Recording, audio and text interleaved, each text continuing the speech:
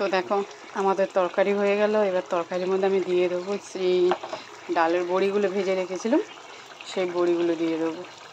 আগে যদি দিয়ে দিতাম একদম গলে যেত না ডাল, না তাই আর পিষে দিয়েছি। এবারে দিয়ে এটা দিয়ে একটু বন্ধ করে দেবো। ভিতরে একটা আলু রয়ে গেল।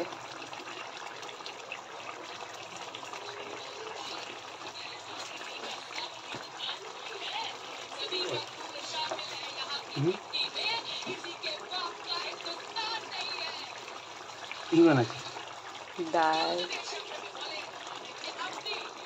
তরকারিটা হয়ে গেল। এবারে বন্ধ করে দিলাম, ঢাকা দিয়ে দিলাম, গ্যাসটা বন্ধ। দেখো